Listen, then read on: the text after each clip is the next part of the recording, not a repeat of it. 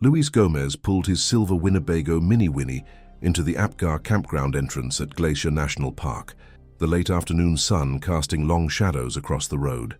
He'd been driving since dawn, making the 8-hour journey from his home in Boise, Idaho, to the northwestern corner of Montana. The dashboard clock read 4:37 p.m. as he approached the ranger station, a small log cabin structure with the National Park Service arrowhead emblem mounted prominently above the entrance.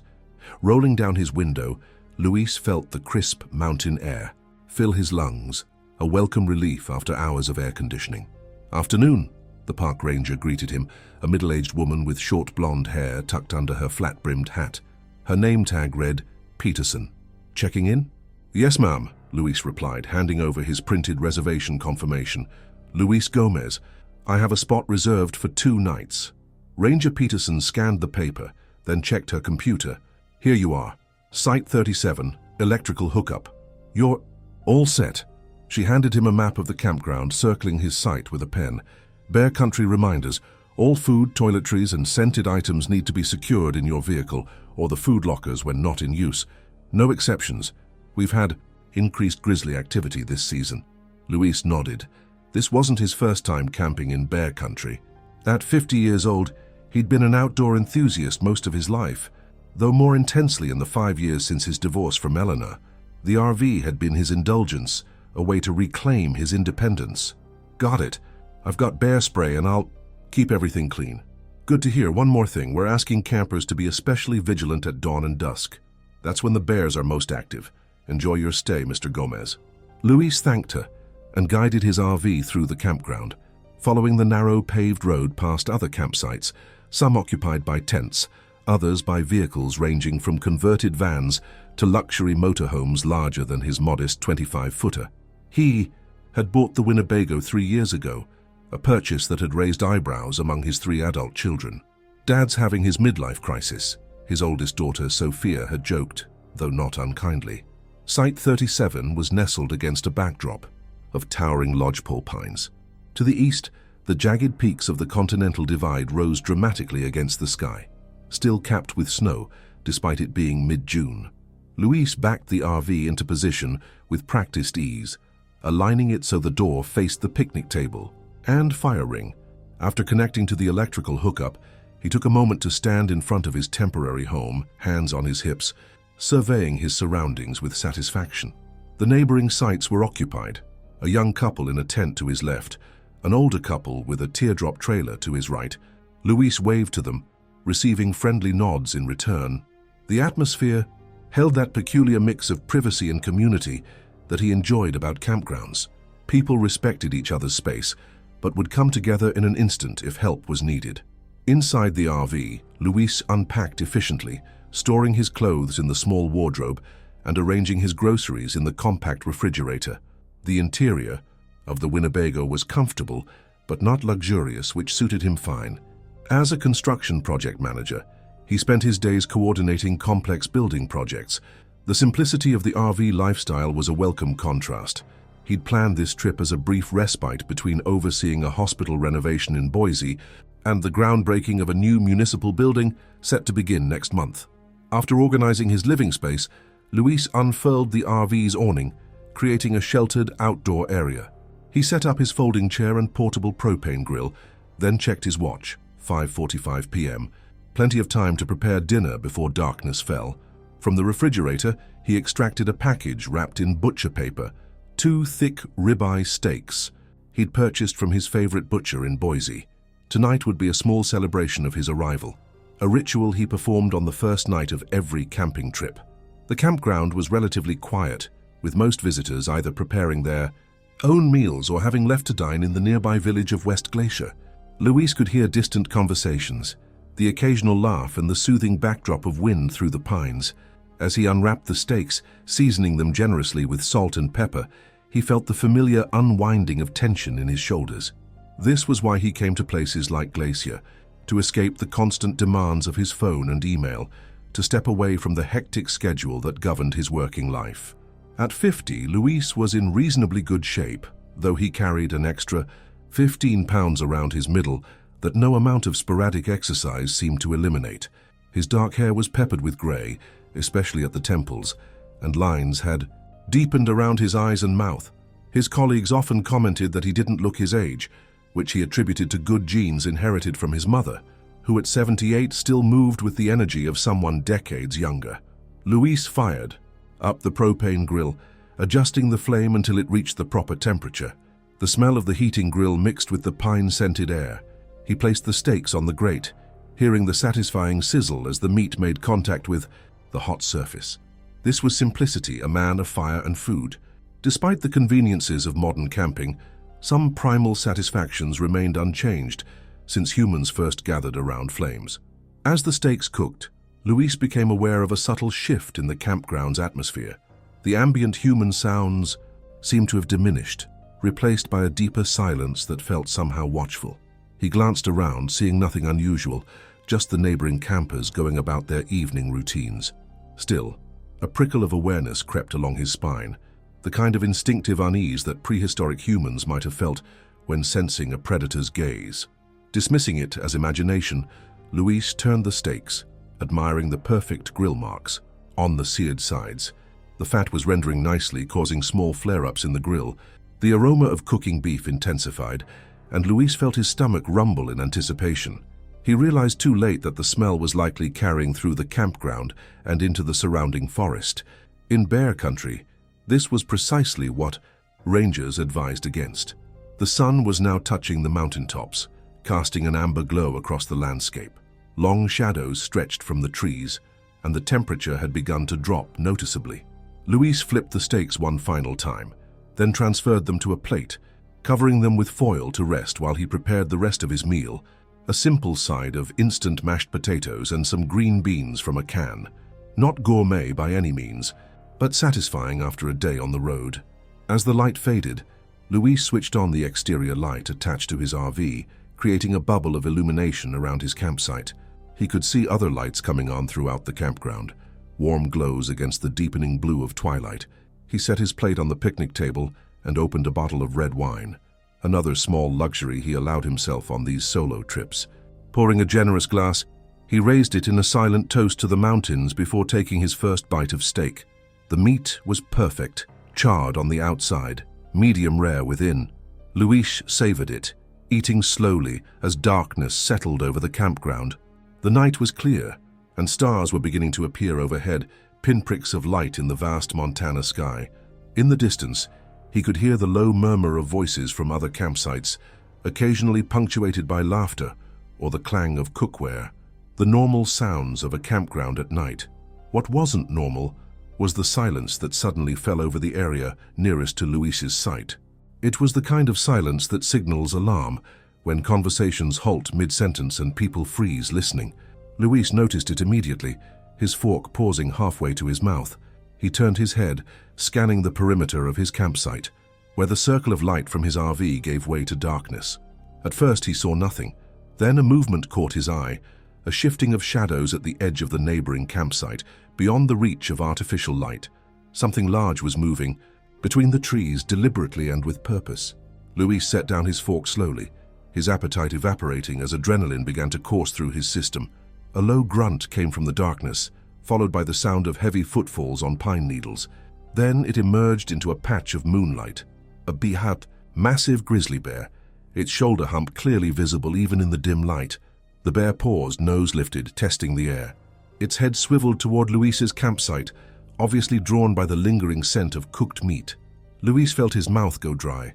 He had encountered black bears while hiking over the years, but never a grizzly, and never at such close range. This one was enormous, easily 6.5 feet tall at the shoulder, with a dish-shaped face and the distinctive hump of muscle that identified it as Ursus arctos horribilis, the North American brown bear. Its fur was a mix of dark brown and silver-tipped guard hairs that gave grizzlies their name. Moving with exquisite slowness, Luis reached for the can of bear spray attached to his belt. The bear watched him, its small eyes gleaming in the reflected light from the RV. It dropped to all fours and took a step closer, then another. Luis could see its nostrils flaring as it scented the food on his table. "Hey, bear," Luis called out, keeping his voice firm but not aggressive, just as he'd been. "Taut, hey bear, move along now." The grizzly paused, seeming to consider. this strange creature that made noise. Then it continued its approach, moving with the deceptive casualness of an apex predator that feared nothing in these woods. It was now close enough for Luis to hear its breathing, to see the massive paws, with claws that could disembowel a man with a single swipe. Luis stood up carefully, making himself appear larger. "Hey, bear," he shouted, clapping his hands together sharply. At the neighboring campsite, he could see the young couple retreating into their tent, while the older couple to his right had already locked themselves in their trailer. The bear stopped again, rising onto its hind legs to get a better look, or perhaps a better smell, of Luis and the food on the table. Standing upright, it was nearly 8 feet tall, a mountain of muscle and fur and wild intention. Luis felt a primal fear unlike anything he'd experienced before, a recognition deep in his DNA that he was in the presence of something that could end his life in moments. "Back off, bear!" Luis shouted again, removing the safety cap from the bear spray canister. He began backing slowly toward the door of his RV, never taking his eyes off the grizzly. The bear dropped back to all fours and growled, a deep rumbling sound that seemed to vibrate through the ground. It took another step forward, crossing the invisible boundary of Luis's campsite. In that moment, Luis realized he might not make it to the RV door. The bear was between him and his only secure shelter.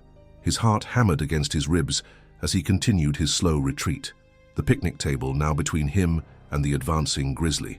The bear swiped at the air, as if testing its reach, then moved toward the table drawn by the plate of food. Luis saw his opportunity.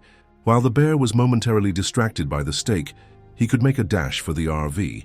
He tensed, preparing to sprint, when a child's cry from several campsites away startled both him and the bear. The grizzly's head snapped up, ears swiveling toward the sound. Then its attention returned to Luis with renewed focus. What happened next seemed to unfold in slow motion. The bear circled the picnic table, approaching Luis directly. When it was about 15 feet away, Luis pointed the bear spray and depressed the trigger, sending a cloud of capsaicin-infused mist toward the animal's face. The spray caught the bear full on, and it reared back with a roar of pain and confusion, pawing at its eyes and snout. Luis didn't wait to see more. He turned and ran for the RV door, fumbling with the handle as panic threatened to overwhelm his motor control. Behind him, he could hear the bear thrashing about, growling and snorting, as it tried to clear the burning spray from its sensitive nose and eyes. The door swung open, and Luis threw himself inside, slamming it shut and engaging the lock in one frantic motion. Safe inside the Winnebago, Luis stood trembling, his breath coming in short gasps. Through the window, he could see the bear still, in his campsite, now moving with agitation between the picnic table and the grill. The spray had disoriented it, but not driven it away completely. Luis reached for his cell phone, intending to call the ranger station, but found no signal, not unusual in remote areas of national parks. The bear, recovering from the spray, became more aggressive. It swiped at the picnic table, sending Luis's plate, utensils, and wineglass flying. Then it turned its attention to the grill, knocking it over with a casual bat of its massive paw.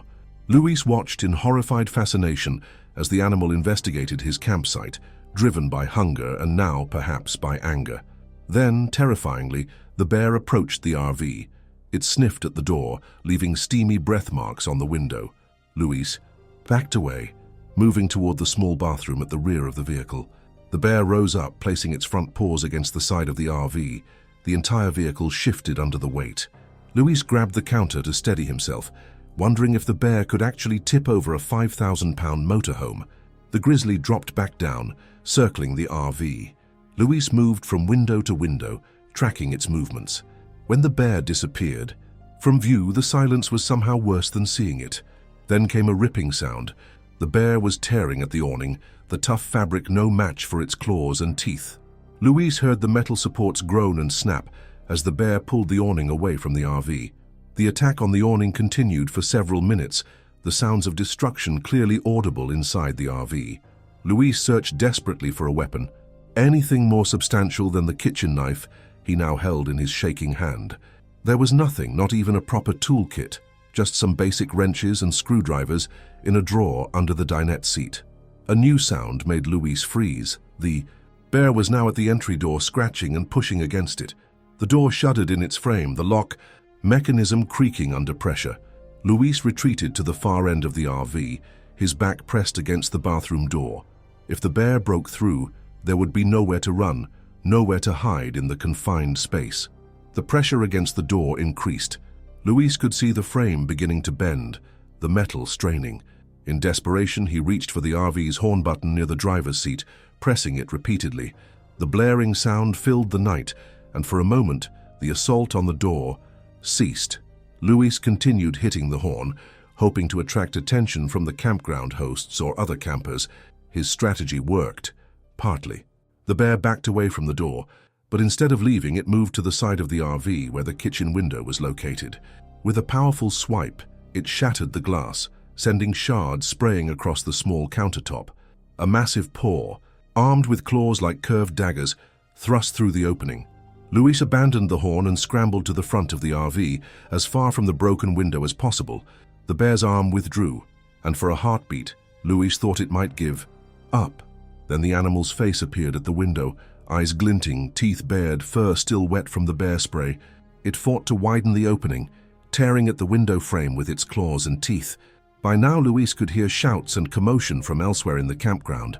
The horn had alerted others to his predicament, but help seemed impossibly distant as he watched the grizzly enlarge the window opening with methodical strength. The bear's head and shoulders were now partly inside the RV, its hot breath and guttural growls filling the small space with primal terror. In desperation, Luis grabbed the fire extinguisher mounted near the door and charged toward the window, activating it directly in the bear's face. The cloud of dry chemical compound had the same effect as the bear spray. The grizzly recoiled, snorting and shaking its massive head. But this time, instead of backing away, it seemed to double its efforts, rage now adding fuel to its hunger. With a sound of tearing metal and breaking glass, the window frame gave way completely. The bear thrust its upper body into the RV, massive, paws scrabbling for purchase on the interior counter. Luis retreated again, this time to the cab of the motorhome, putting the small kitchenette between himself and the intruding predator. The bear seemed stuck for a moment, its broad shoulders wedged in the opening it had created. It roared in frustration, the sound deafening in the confined space. Then, with a surge of power that demonstrated why grizzlies were among the strongest land animals on the planet, it forced its way further inside, half its body now in the RV. Luis had one remaining option. He lunged for the driver's seat, inserted the key in the ignition and started the engine. The sudden roar of the motor startled the bear, causing it to pause momentarily. Luis slammed the transmission into drive and pressed the accelerator, causing the RV to lurch forward. The unexpected movement dislodged the bear partially, and it clawed frantically at the counter, trying to maintain its position. The RV picked up speed, heading down the campground road with the bear still partly inside. Luis swerved deliberately, trying to shake the animal loose without hitting any of the other campsites. He could see people outside now, illuminated in his headlights, pointing and shouting. Some were on phones calling for help, he hoped. With a final violent turn of the steering wheel, Luis felt the weight shift as the bear lost its grip and fell from the moving vehicle. He hit the brakes immediately, not wanting to get too far. From the campground's central area, in his side mirror, he could see the dark shape of the grizzly picking itself up from the ground, apparently uninjured by the fall. Luis kept the engine running, the RV's headlights illuminating the road ahead. In the mirror, he watched as the bear stood for a moment, seemingly undecided. Then, to his immense relief, it turned and lumbered into the forest, disappearing into the darkness between the trees. Shaking uncontrollably now, Luis shifted into park, but left the engine idling. He wasn't sure what to do next, whether to return to his damaged campsite or drive out of the park entirely. The decision was made for him when a park service truck pulled up alongside, its light bar flashing. Ranger Peterson emerged, a powerful flashlight in one hand and what appeared to be a shotgun in the other. "Mr. Gomez," she called, approaching cautiously. "Are you all right?" Luis rolled down the driver's side window. "I'm alive," he managed to say, his voice raspy from shouting. "The bear, it broke into my RV. I had to drive to get it out." "Stay in your vehicle," Peterson instructed. "We've called for backup. There are 2 more rangers on the way, and they're bringing a wildlife management team." Within 30 minutes, the scene at Apgar Campground had transformed. 3 Park Service vehicles with flashing lights were parked around Luis's campsite, and uniformed rangers moved efficiently through the area, checking on other campers and securing the perimeter. A wildlife management specialist examined the damage to the RV, taking photographs and measurements of the claw marks and broken window. Luis sat in the back of a park service truck, a shock blanket around his shoulders despite the mild night. A park medic had cleaned and bandaged a cut on his forearm he hadn't even noticed receiving during the chaos. Ranger Peterson was taking his statement, recording the details on a small digital device. "So, after you used the bear spray, that's when you retreated into your RV," she confirmed, her tone professional but sympathetic. Luis nodded. "Yes. The spray disoriented it temporarily, but it didn't leave. It started investigating my campsite. Then it came for the RV." "And you said it was definitely a grizzly? Not a black bear?" "Definitely a grizzly. I saw the shoulder hump clearly. It was huge, much bigger than any black bear I've ever seen." Peterson nodded, making notes. "Based on your description and the damage, we believe it's a male grizzly. That's been sighted several times in this area over the past week. Up until now, it's kept its distance from the campgrounds." "The steaks," Luis said suddenly, the realization hitting him. "I was grilling ribeye steaks. The smell must have attracted." "To us, that's likely," Peterson agreed. "Though this time of year, with berry crops still limited, bears are opportunistic. They'll investigate any food source." She paused her recording. "I'm not blaming you, Mr. Gomez. You set up your cooking equipment within your designated site. But the incident does highlight why we ask visitors to be especially careful with food in bear country." Luis felt a wave of guilt. "I should have known better. I've camped in bear country before, but I guess I got complacent." "It happens," Peterson said, her tone softening slightly. "The important thing is you survived. Many people in your situation wouldn't have kept their heads the way you did." A tall man in a Montana Fish, Wildlife and Parks uniform approached them. "We've checked the surrounding area," he reported to Peterson. "No sign of the bear within a half-mile radius of the campground. We've set up trail cameras on the likely approach routes. If it returns, we'll know." "What happens if you find it?" Luis asked. The wildlife officer exchanged a glance with Peterson before answering. "That depends. If we determine it's a bear that's become habituated to human food or shows aggressive behavior toward humans, it might need to be relocated or, as a last resort, euthanized." The thought that the bear might be killed because of his carelessness made Luis feel worse. "It was just doing what bears do," he said quietly. "I'm the one who cooked steaks at dusk in grizzly country." "Try not to blame yourself," Peterson said. "We share these wilderness areas with wild animals.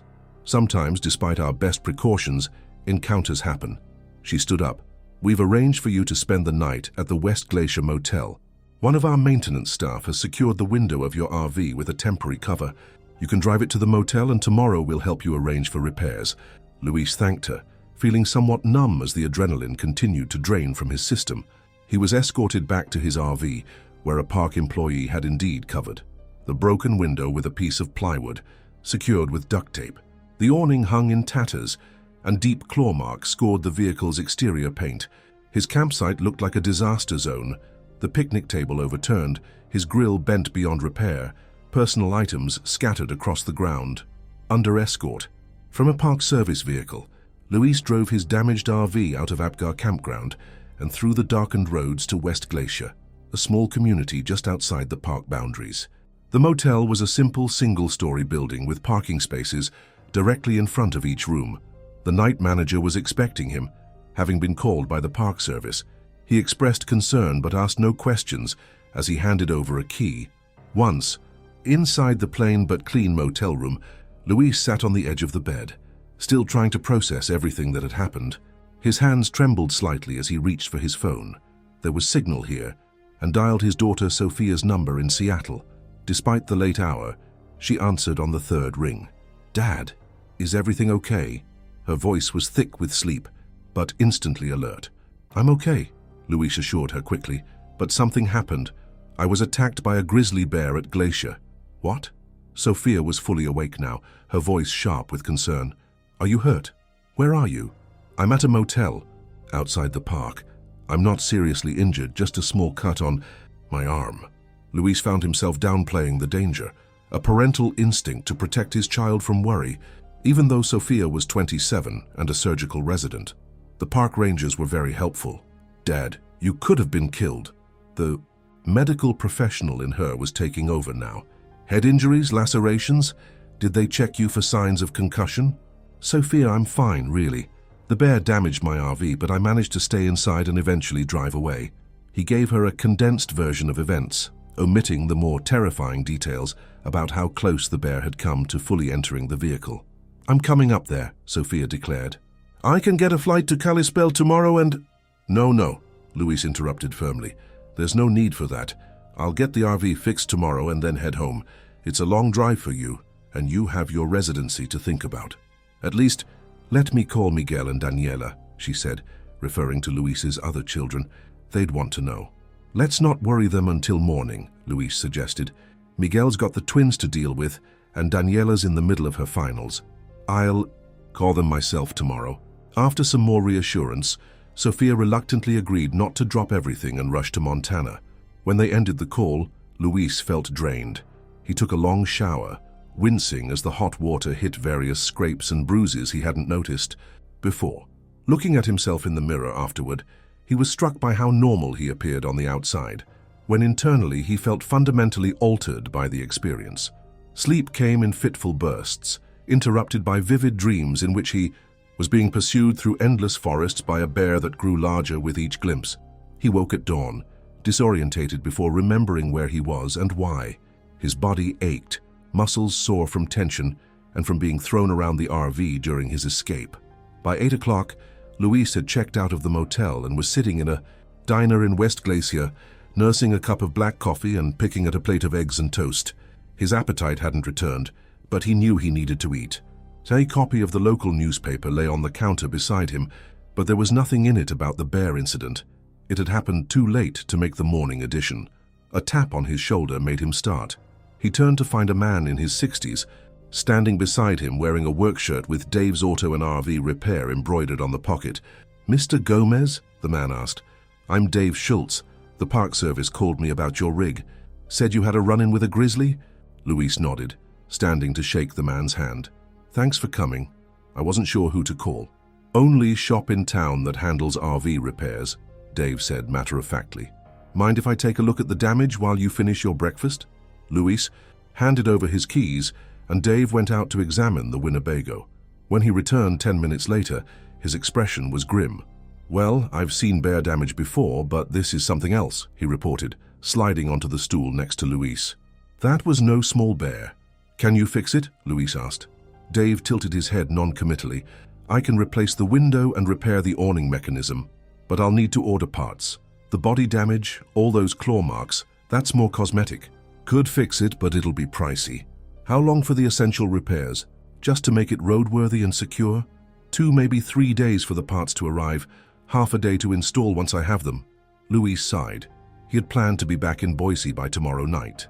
I don't suppose there's a rental car agency? In town? Afraid not, Dave said. Nearest one's at the Kalispell airport, about 45 minutes away.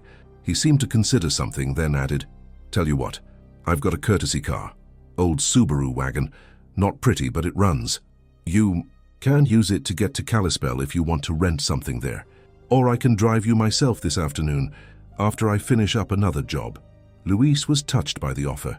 That's very kind, but I think I'll stick around until the RV is fixed. I was supposed to be here for 2 nights anyway. Up to you, Dave said, sliding off the stool. I'll get started on ordering those parts. Shop's just down the road if you need anything. He hesitated, then added with a hint of admiration, Heard from the park folks that you kept your cool. Not everyone does facing down a grizz. After Dave left, Luis finished his breakfast and paid the bill. The waitress, having overheard part of their conversation, gave him a curious look. You the one from the campground last night? With the bear? She asked as she took his money. Luis nodded, surprised that word had traveled so quickly. My cousin's a maintenance worker at the park, she explained. Said it was the biggest grizzly they've seen this season. She lowered her voice conspiratorially. They're calling him the Apgar. Grizzlies now. Apparently he's been spotted several times, but last night was the first time he approached the campground. Great, Luis said with a weak smile. Glad I could help name him. He spent the rest of the morning making calls to his children, assuring them he was fine, to his assistant back in Boise, explaining that he'd be delayed returning to work, to his insurance company, starting the claim process for the RV repairs.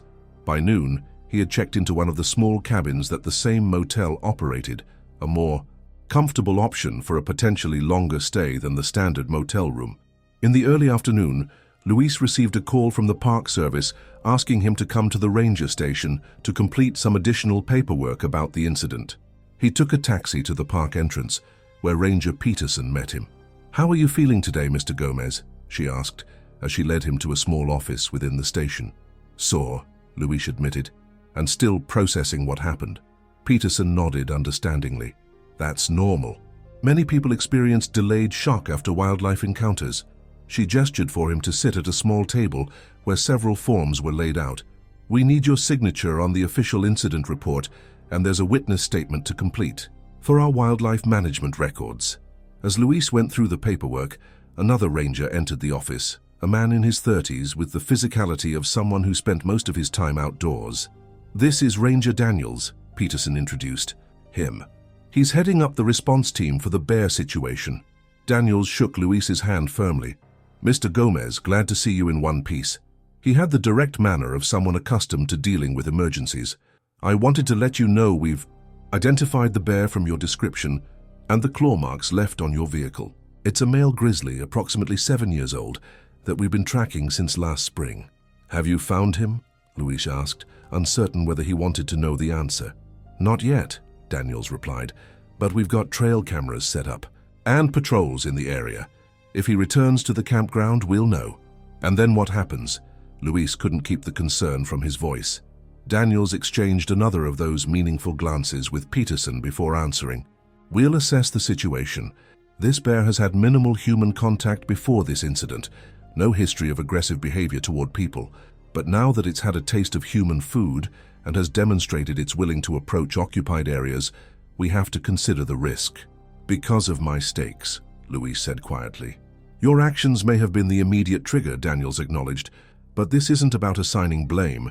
The area has seen increased bear activity this season due to natural factors, a late berry crop, movement of ungulate populations affecting their food sources. This bear was likely already food-stressed and opportunistic. But if you capture him, best-case scenario, we relocate him to a more remote area of the park's interior." Daniels's expression suggested this wasn't the most likely outcome. "But I'll be honest with you, relocation has mixed results with adult male grizzlies. They have large home ranges and often find their way back to where they were captured, especially if they found food there before." Luis understood what wasn't being said, that the bear might be euthanized. The thought left a hollow feeling in his stomach. "I'd like to advocate for relocation," he said, "if my statement carries any weight in the decision." Ranger Peterson looked at him with something like respect. "We'll note your preference, Mr. Gomez, but the decision will be made based on wildlife management protocols and public safety considerations." She pushed the last form toward him. "If you could sign here, acknowledging that you've been informed of the potential outcomes." After completing the paperwork, Luis was offered a ride back to West Glacier. As they drove past the Apgar campground entrance, he felt a strange pull, both a desire to see the site of his terrifying experience and an aversion to ever camping again. He said nothing, and the ranger continued past the turnoff. Back in the small tourist town, Luis tried to occupy himself. He wandered through gift shops filled with bear-themed souvenirs that now seemed less cute and more grimly ironic. He bought postcards to send to his grandchildren, selecting images of the park's mountains and lakes rather than its wildlife. In a bookstore, he found himself drawn to a display of books about grizzly bears, picking up one titled Shadow in the Wild, The Lives of Glacier's Grizzlies. Flipping through the pages, Luis saw stunning photographs of bears fishing in streams, digging for roots in alpine meadows, and mothers with cubs navigating steep terrain. The text described their intelligence, their complex social behaviors, and their vital role in the ecosystem. It also detailed their threatened status, the challenges they faced as human development encroached on their traditional ranges, and the careful balance park managers tried to maintain between conservation and public safety. Luis purchased the book and took it back to his cabin, where he spent the evening reading, absorbing information about the creature that had nearly killed him. He learned that a grizzly's sense of smell was 7 times more powerful than a bloodhound's, that they could run at speeds up to 35 miles per hour despite weighing up to 700 pounds, that their bite force was strong enough to crush a bowling ball. Facts that made his survival seem all the more remarkable. The next morning, Dave called to report that the parts for the RV had been shipped and should arrive the following day. "Should have you back on the road by Thursday afternoon," he said. "How are you holding up?" "I'm okay," Luis replied, though the nightmares had returned more vivid than before. "Any news about the bear?" "Nothing I've heard," Dave said. "But that's probably good news, means he hasn't come back to the campground." He paused. "Listen, if you're getting stir-crazy in that cabin, I've got some fishing gear you could borrow. Lake McDonald's just up the road and the cutthroat are biting." Luis thanked him but declined. The thought of standing on a shoreline, back exposed to the forest, made his skin crawl. Instead, he spent the day in the most populated areas he could find, the busy visitor center at the park entrance, where rangers gave talks about park geology and history to large groups of tourists, the crowded restaurant at the Lake McDonald, lodge where he ate lunch surrounded by families and tour groups, the well-trafficked gift shop, where he bought a Glacier National Park sweatshirt to replace the one that had been in his RV, now stained with bear spray residue. No one at these locations seemed aware of the bear incident. Luis overheard tourists excitedly discussing the possibility of seeing wildlife, including bears, from the safety of their vehicles or park shuttle buses. He wanted to warn them, to tell them about the power and ferocity he had witnessed, but he kept silent. Their excitement was part of the national park experience, and his story would only spread fear. By late afternoon, Luis found himself drawn back toward Apgar, this time deliberately. He took a park shuttle bus that stopped at the campground entrance, then walked the rest of the way to Site 37. Yellow caution tape surrounded his former spot, and a park service sign had been posted, "Campsite closed, wildlife management area." The picnic table had been righted, and the scattered contents of his campsite cleaned up, but evidence of the encounter remained. Deep gouges in the wooden table, flattened vegetation where the bear had moved, and a darkened patch of ground where his grill had overturned, spilling propane. Luis stood at the edge of the caution tape, reconstructing the events in his mind, trying to process what had happened through daylight rationality rather than the terror-distorted memories of that night. "Wouldn't get too close if I were you," a voice called. Luis turned to see a man about his own age approaching, wearing the uniform of a campground host, a volunteer position often filled by retirees who lived on site and helped manage the campground. "This was my site," Luis explained. "I'm the one who had the bear encounter." The man's expression changed immediately. "No kidding, you're lucky to be alive, friend." He introduced himself as Ron Barker, a retired high school principal from Oregon who spent his summers volunteering at Glacier. "I was on the other loop that night, but I heard the commotion. By the time I got over here, you were already gone and the rangers were securing the area." "Have there been any other sightings?" Luis asked. Ron shook his head. "Not that they've told us hosts, but they've increased patrols and they're doing daily campsite inspections to make sure nobody's leaving out attractants." He nodded toward the mountains rising beyond the campground. "Plenty of space up there for a bear to disappear if it wants to." They chatted for a few more minutes, Ron sharing stories of other bear encounters in his 5 summers as a host, though none as dramatic as Luis's experience.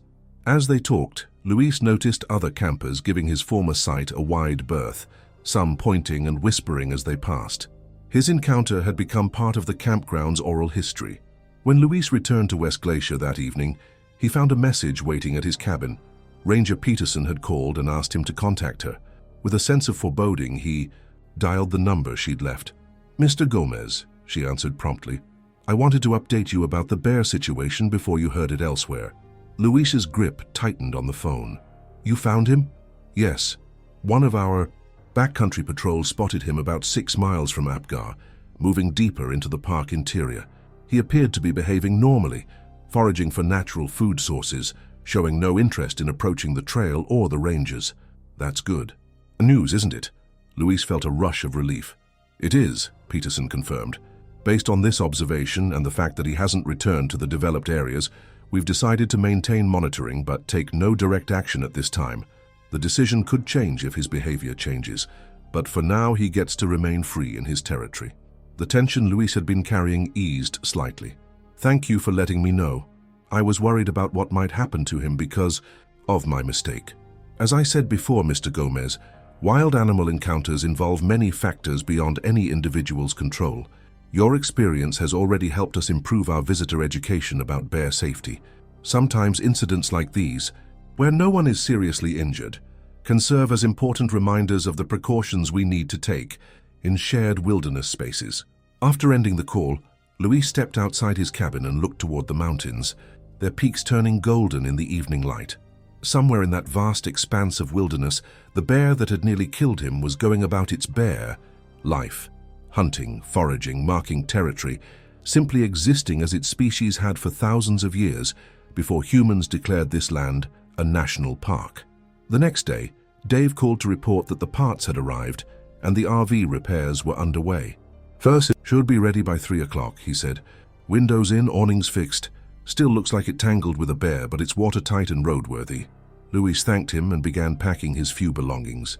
His original plan had been to spend 2 nights at Glacier, then drive to Yellowstone for 3 more nights before returning to Boise. Now all he wanted was to get home, to sleep in his own bed without dreams of pursuing predators. At Dave's shop, Luis surveyed the repairs. The new window was in place, the torn awning replaced, but as Dave had warned, the exterior still bore the unmistakable marks of the encounter, deep parallel gouges in the metal siding where claws had raked across the surface, dents where powerful paws had pressed against the frame. The damage gave the previously pristine RV a battle-scarred appearance, like a veteran returning from combat. Insurance adjuster came by, Dave informed him, wiping his hands on a rag. Took pictures, approved the essential repairs, said if you want the cosmetic damage fixed, you'll need to take it to a body shop back home. They'll cover it, minus your deductible. Luis ran his hand over one of the claw marks, feeling the sharp edges of torn metal. Maybe I'll leave them, he said, surprising himself with the thought. A reminder. Dave nodded, seeming to understand. Nature leaves its marks on all of us one way or another. He handed over the keys and the invoice, already marked as paid by the insurance company, except for Luis's deductible. You heading straight? Back to Boise? Yeah, Luis confirmed. Think I've had enough camping for one trip. Before leaving West Glacier, Luis made one more stop at the ranger station, where he asked to speak with Peterson or Daniels. Both were out on patrol, but the ranger at the desk promised to pass along his thanks and goodbye. Luis left his card with a note on the back. If there are any developments with the Apgar Grizz, I'd appreciate hearing about them. The drive back to Boise was long and reflective, as the Montana landscape gave way to the Idaho Panhandle and, eventually, to the more familiar terrain of southwestern Idaho.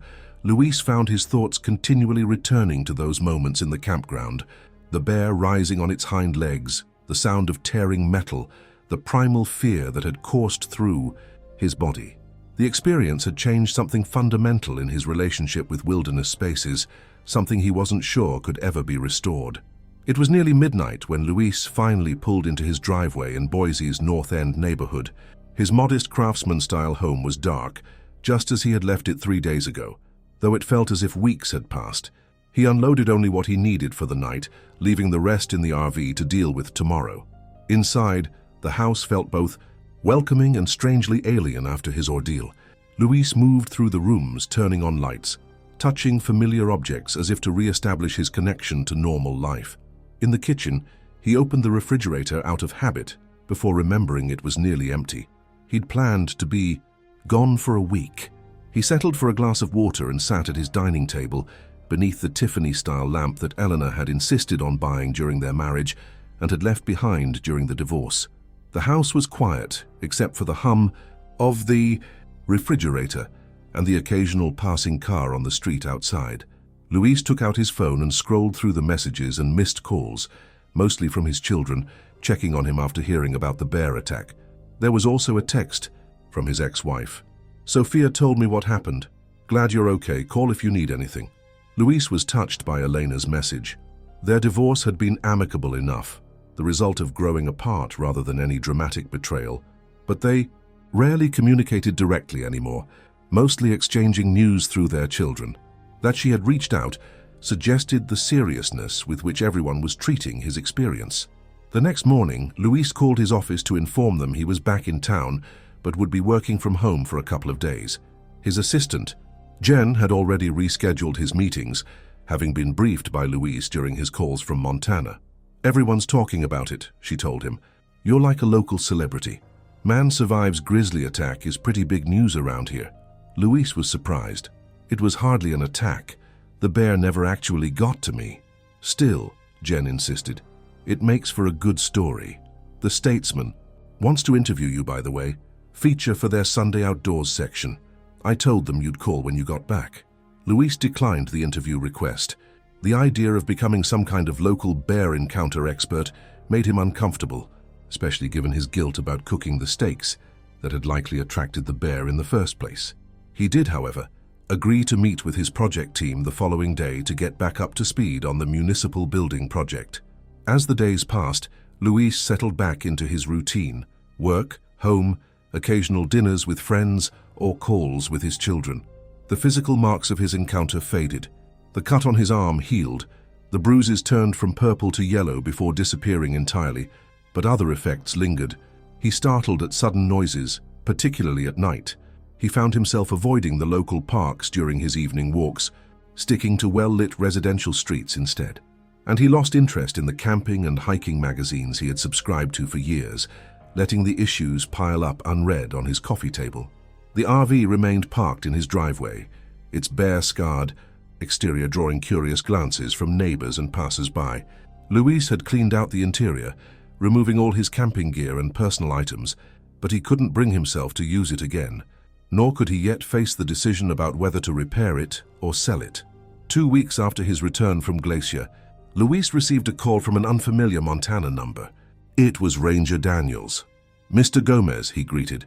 "Hope you're recovering well from your experience." "Getting there," Luis replied honestly. "How's the Apgar Grizz?" There was a brief hesitation on the line. "That's partly why I'm calling. We've had several more sightings, all in the backcountry, well away from developed areas. He seems to have returned to normal bear behavior, foraging in berry patches, fishing in the streams. It's a good outcome." "I'm glad to hear that," Luis said, and meant it. "There's something else," Daniels continued. "The incident has prompted us to review our visitor education materials about bear safety. We're creating a new section for our website and visitor guide specifically about food storage and cooking in bear country. With your permission, we'd like to use your experience as a case study, anonymously, of course." Luis was surprised by the request. "If you think it would help prevent similar situations, then yes, you have my permission." "We believe it will," Daniels assured him. "Personal stories tend to have more impact than general guidelines. People remember them better." He paused. "There's one more thing. A wildlife photographer in the park managed to get some distant shots of what we believe is the same bear, based on markings and size. I can email them to you if you're interested." Luis wasn't sure if he wanted to see images of the animal that had terrorized him, but curiosity won out. "Yes, I'd like to see them." After ending the call, Luis checked his email and found Daniels had already sent the photographs. He opened the attachment with a mixture of trepidation and fascination. The images showed a massive grizzly bear standing in a mountain stream, water droplets flying as it swiped at a fish. Another photo captured the bear climbing a steep hillside, its powerful muscles visible even beneath the thick fur. A third showed it sitting in a meadow of wildflowers, oddly peaceful for such a formidable predator. Looking at these images, Luis felt a complex emotion he couldn't immediately identify. There was still fear, yes, but also a grudging respect for the animal's power and place in the wild. The bear wasn't evil or malicious. It was simply a bear doing what bears do, seeking food, surviving in its environment, following instincts honed by evolution over millennia. That evening, when Miguel called to check on him, Luis found himself speaking more philosophically about the encounter than he had before. "I keep thinking about how thin the veneer of safety is," he told his son. "We build our RVs and our gear and our infrastructures, thinking they separate us from the wild, but really we're just visitors. That bear reminded me of that." "Sounds like you're working through it, Dad," Miguel said, his voice carrying both concern and relief. "For a while there, we were worried you might never want to leave the house again."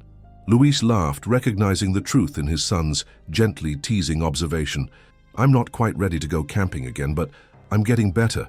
The nightmares are less frequent now." "You know," Miguel said tentatively.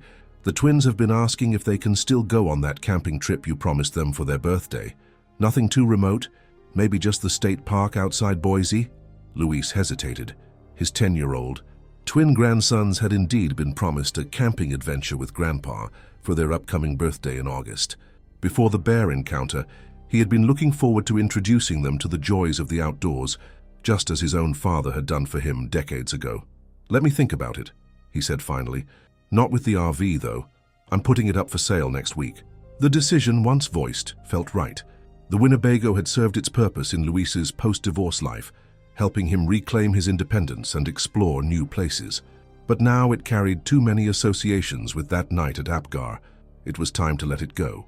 True to his word, Luis listed the RV for sale the following week, disclosing the bear damage honestly in the description and setting the price accordingly. He was surprised when it sold quickly, to a retired couple who were fascinated rather than deterred by its history. "We've been RVing for years," the husband explained when they came to see it. "Never had anything more exciting than a raccoon trying to get into our trash. This rig has a story." His wife ran her hand over the claw marks, just as Luis had done. "It's like battle scars, shows it survived." They paid Luis's asking price without haggling, and he felt a weight lift as he handed over the keys. The RV had been sitting in his driveway, like a constant reminder of that night. A conversation, piece that forced him to recount the story every time a neighbor or visitor noticed it. Now he could move on. With the money from the sale, Luis first replaced his aging sedan with a small SUV, practical for Boise's occasional snow, but nothing that screamed wilderness adventure. The rest he put toward a remodeling project for his house, converting the rarely used formal dining room into a home office, creating a space that reflected his current priorities. Summer progressed, bringing the scorching heat typical of Idaho's Treasure Valley. Luis found himself gradually expanding his comfort zone, first returning to the Boise River Greenbelt for evening walks, then venturing into the foothills for short hikes, always on popular trails and only during daylight hours. He still carried bear spray on these outings, though the likelihood of encountering a bear so close to the city was minimal. In mid-July, a small package arrived from Montana, postmarked West Glacier. Inside, Luis found a Glacier National Park, Junior Ranger badge and a note from Ranger Peterson. "Thought you might appreciate this. We award these to visitors who demonstrate knowledge about park wildlife and safety. You've certainly earned one. P.S. The Apgar Grizz continues to keep his distance from the campgrounds." Luis smiled as he pinned the badge to his home office. Bulletin board, next to the business card from Dave's Auto and RV Repair and a postcard showing Lake McDonald at sunset. These small mementos were gradually helping him process the experience, integrating it into his life story, rather than allowing it to remain a raw, traumatic memory. When August arrived, bringing with it Miguel's twins' birthday, Luis made a decision. He called his son and confirmed that yes, he would take the boys camping as promised, but with some modifications to the original plan. Instead of the state park, they would camp in Luis's backyard, where the 10-year-olds could have the experience of sleeping in a tent while remaining within easy reach of indoor plumbing and Luis's well-stocked refrigerator. The weekend of the backyard camping trip arrived with perfect late summer weather, warm days, cool nights, and clear skies. Luis had purchased a new 4-person tent, large enough for him and the twins, along with sleeping bags, a portable camp stove, and other essentials. He had given away most of his previous camping gear after the bear incident, unwilling to use equipment that carried memories of that night. Ryan and Noah arrived bursting with excitement, their overnight bags stuffed with flashlights, comic books, and the various treasures 10-year-old boys consider essential for an adventure. "Is it true you fought a bear, Grandpa?" Noah asked almost immediately, his eyes wide with anticipation. Luis exchanged a glance with Miguel, who shrugged apologetically. "They've heard bits and pieces," he explained. "Kids at school told them their grandpa was some kind of bear wrestling." "Hero. I didn't fight the bear," Luis clarified, kneeling to his grandson's level. "I escaped from it, which is what anyone should do if they encounter a bear. Fighting would have been a bad idea." "But you've got pictures, right?" Ryan pressed. "Dad said the bear destroyed your camper." "It damaged my RV," Luis corrected. "And no, I don't have pictures of the bear itself." He didn't mention the photographs Ranger Daniels had sent. Those remained private, a reminder of his connection to the animal that had nearly killed him. The boys seemed slightly disappointed by the lack of dramatic visuals, but quickly moved on to their next concern. "Can we still have s'mores?" Noah asked. "Mom said we might not because of bears." Luis laughed. "We can absolutely have s'mores. There are no bears in my backyard, just the occasional raccoon or neighborhood cat." He ruffled Noah's hair. "But it's good that you're thinking about safety. That's the first rule of camping." The afternoon was spent setting up the tent on the flat area of Luis's backyard, with the twins providing more enthusiasm than practical help. Luis guided them patiently, showing them how to assemble the poles, stake down the corners, and properly attach the rainfly. Though the tent was a new model, the process was familiar to him, bringing back positive memories of camping trips before the bear incident. As dusk approached, Luis demonstrated how to safely set up and light the camp stove, emphasizing precautions even in this controlled environment. They prepared a simple camp dinner of hot dogs and beans, followed by the promised s'mores, with Luis showing the boys how to toast marshmallows to golden perfection over the small, contained flame. Later, as they lay in the tent with the rainfly, rolled back to reveal the stars, Ryan asked quietly, "Were you scared, Grandpa, when you saw the bear?" Luis considered the question, wanting to be honest without frightening his grandsons. "Yes," he admitted finally, "I was very scared. Bears are powerful wild animals, and they command respect." "But you were brave," Noah stated with the certainty of a child who sees the adults in his life as infallible. "Being brave doesn't mean not being scared," Luis explained. "It means doing what you need to do even when you are scared. I was afraid, but I remembered my training, what to do when encountering a bear. That's why it's important to learn about outdoor safety." This launched a barrage of questions about bears: what they eat, how fast they can run, whether they sleep all winter. Luis answered patiently, sharing his newfound knowledge from the books he'd read since his encounter. He found himself emphasizing the majesty and importance of these animals rather than dwelling on their potential danger, surprising himself with this perspective shift. "Will you take us to see real bears someday?" Ryan asked sleepily as the conversation wound down. "Maybe," Luis replied, not committing fully. "There are places where you can observe bears safely from a distance, but for now, let's enjoy looking at the stars. They're something special too." As the twins drifted to sleep, Luis remained awake, listening to the suburban night sounds, distant traffic, the neighbor's air conditioning unit, and occasional dog barking. So different from the sounds of the national park, yet comforting in their familiarity. He thought about Ryan's question and his own non-committal answer. 6 months ago, he would have rejected the idea outright, unable to imagine voluntarily putting himself in proximity to bears again. Now, he could at least consider the possibility someday, under controlled circumstances. That subtle shift represented progress, Luis realized. The bear encounter had changed him, but perhaps not entirely for the worse. He had lost some of his complacency about the natural world, gained a deeper respect for its power and unpredictability. And while he might never again feel the carefree enjoyment of remote backcountry camping, he could still appreciate nature's beauty and share it with his family, just with appropriate boundaries and precautions. In the morning, Luis awoke to find both twins still soundly asleep, their faces peaceful in the filtered light coming through the tent fabric. He slipped outside quietly, started the camp stove, and prepared hot chocolate and breakfast as the sun rose over his backyard. The simple act of cooking outdoors, even in this safe setting, felt like reclaiming something he had feared was lost forever. Miguel arrived mid-morning to pick up the boys, finding them helping Luis disassemble the tent, carefully folding it according to his instructions. "Successful camping trip?" he asked, noting the happy exhaustion on his sons' faces. "The best," Ryan declared. "We saw 3 shooting stars and Grandpa told us all about bears and we didn't even get eaten." Miguel laughed, catching Luis's eye with a questioning look. "Educational component," Luis explained with a smile. "Bear Safety 1001. After Miguel and the twins departed, Luis spent some time putting away the camping gear, storing it neatly in a corner of his garage rather than hiding it in the attic or getting rid of it as he might have done a few months earlier. The backyard campout had been a small step, but an important one. That evening, as summer twilight lingered over Boise, Luis sat on his back porch with a glass of the same red wine he had been drinking when the bear appeared at Apgar Campground. His phone chimed with a text message from Sophia. "Dad, just saw the news. Bear that attacked you was captured on film taking down an elk. National Geographic picked up the footage for a documentary.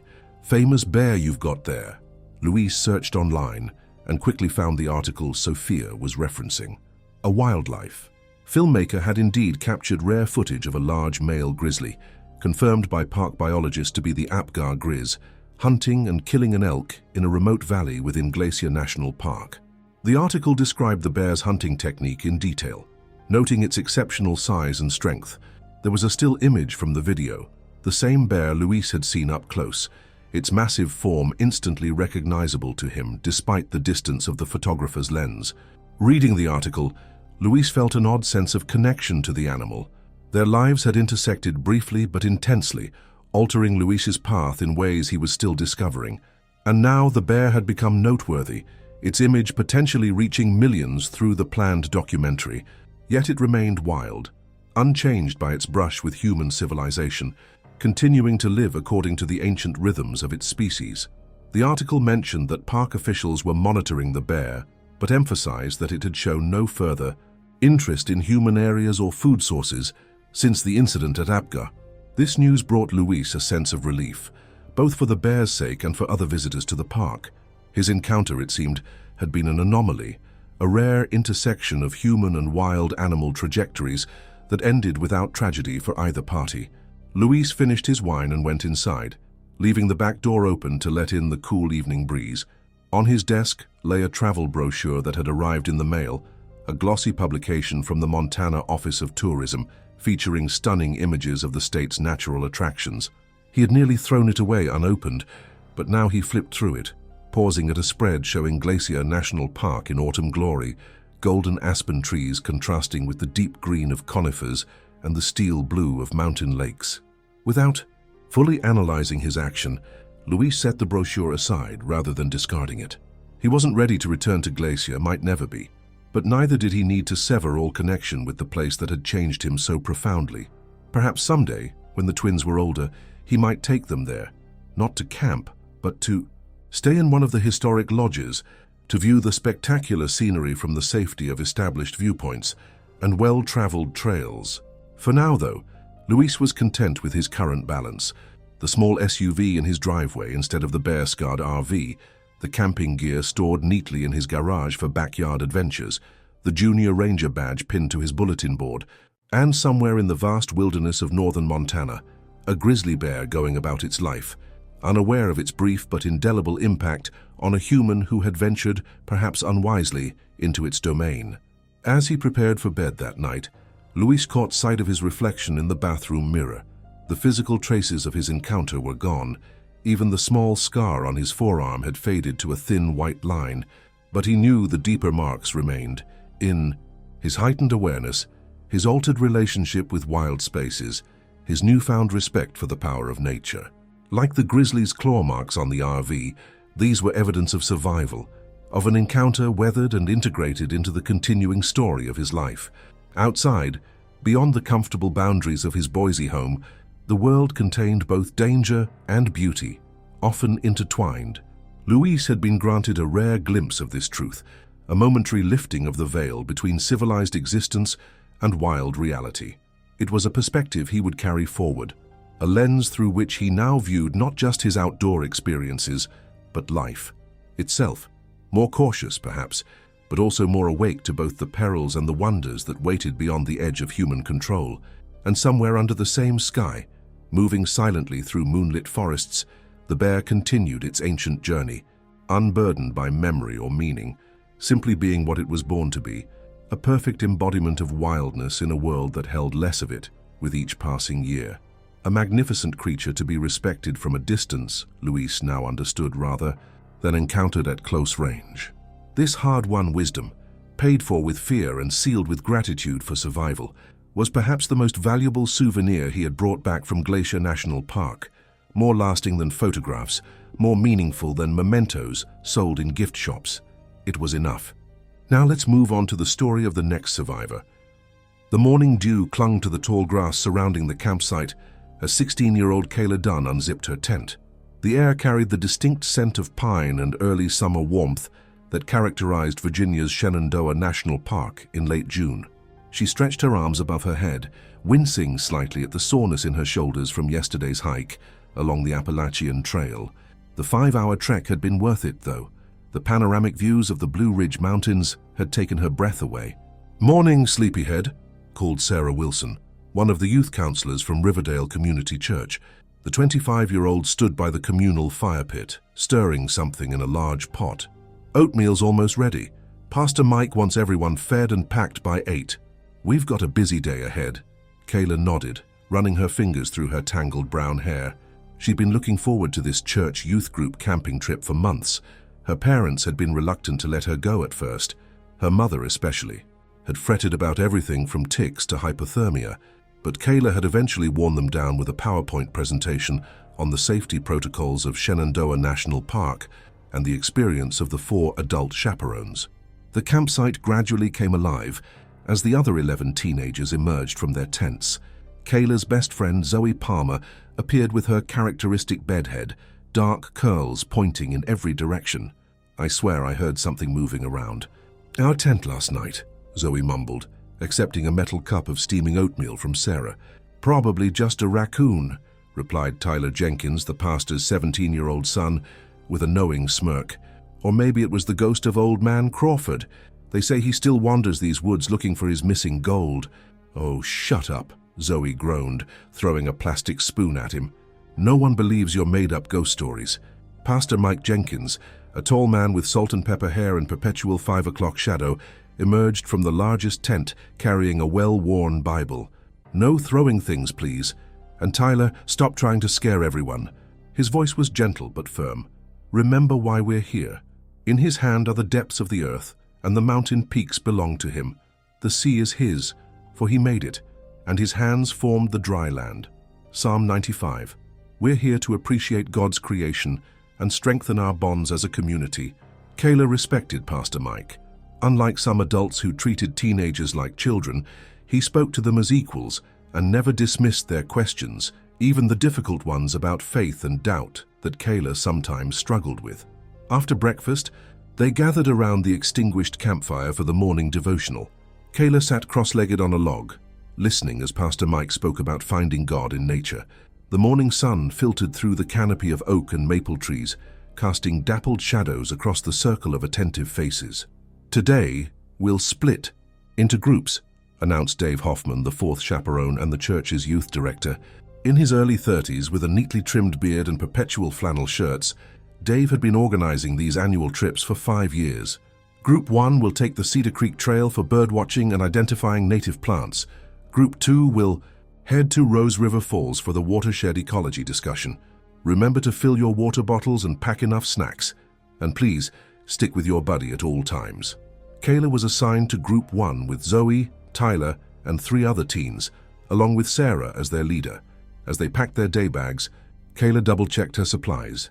Water bottle, trail mix, sunscreen, bug spray, small first aid kit, rain poncho, and the park map she'd studied religiously before the trip. Growing up in suburban Richmond, opportunities to experience true wilderness were rare, and she was determined to make the most of every moment. The Cedar Creek Trail wound through dense forest, occasionally opening to breathtaking vistas of the valley below. Sarah, who had studied environmental science in college, pointed out different bird species and plant varieties. Kayla dutifully took notes in the small journal she carried, sketching rough outlines of interesting leaves and flowers. "The biodiversity here is incredible," Sarah explained, crouching to examine a cluster of mushrooms growing from a rotting log. "Shenandoah has over 1,000 to 400 plant species and around 300 species of animals, including black bears." "Bears?" squeaked Emma Rodriguez, a freshman who had joined the youth group only 2 months ago. "Are they dangerous?" "Black bears are usually shy and avoid humans," Sarah reassured her. "But that's why we keep our food sealed and hang it from trees at night. If you do see one, just back away slowly and make yourself look big. Most bear encounters in Shenandoah are peaceful. They're more afraid of us than we are of them." Tyler, never missing an opportunity, jumped out from behind a tree with his hands raised like claws. "Roar!" Emma shrieked, then punched him in the arm when she realized the joke. "You're such a jerk, Tyler." "Come on, guys," Sarah admonished. "Let's stay focused. We're here to learn." They continued along the trail, stopping to identify various trees: oak, hickory, maple, and the occasional towering tulip poplar. Around noon, they reached a small clearing with flat rocks perfect for sitting and eating lunch. Kayla unwrapped her peanut butter sandwich, gazing out at the endless ripples of blue-tinged mountains stretching to the horizon. Something about the vastness made her feel simultaneously insignificant and connected to something greater. Was this what Pastor Mike meant about finding God in nature? While the others chatted about the upcoming school year and church events, Kayla noticed a cluster of bushes laden with small dark berries at the edge of the clearing. She nudged Zoe. "Are those blackberries?" Zoe squinted. "I think so. My grandparents have them on their farm." "I'm going to check," Kayla said, standing up and brushing crumbs from her shorts. "Don't go alone," Sarah called, overhearing. "Remember, the buddy system." "I'll just be right there," Kayla pointed, the bushes barely 30 feet from their lunch spot. "You can see me the whole time." Sarah hesitated, then nodded. "Okay, but stay where we can see you." Kayla walked over to the bushes, careful to avoid the thorny branches. She was right.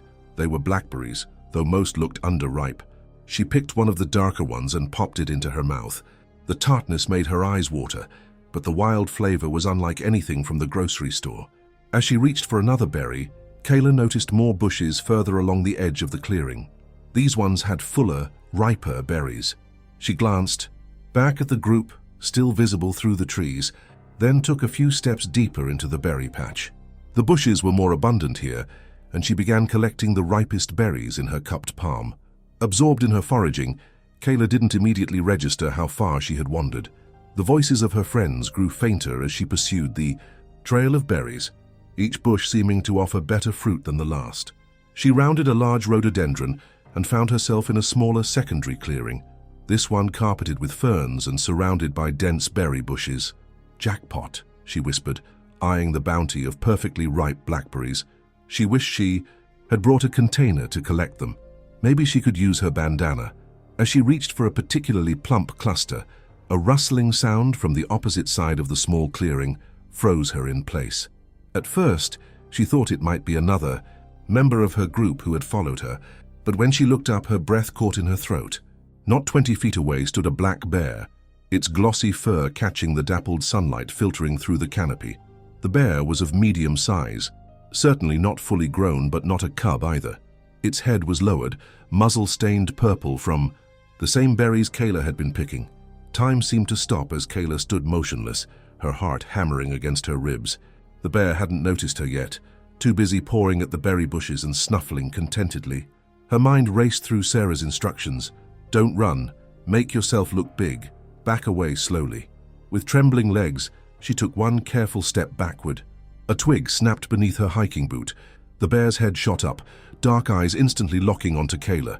It rose slightly on its hind legs, nose twitching as it caught her scent. Kayla's entire body went cold with fear. "Hey, bear," she called, out shakily, remembering that making human noises could scare it off. "It's okay, I'm just going now." She slowly raised her arms to appear larger.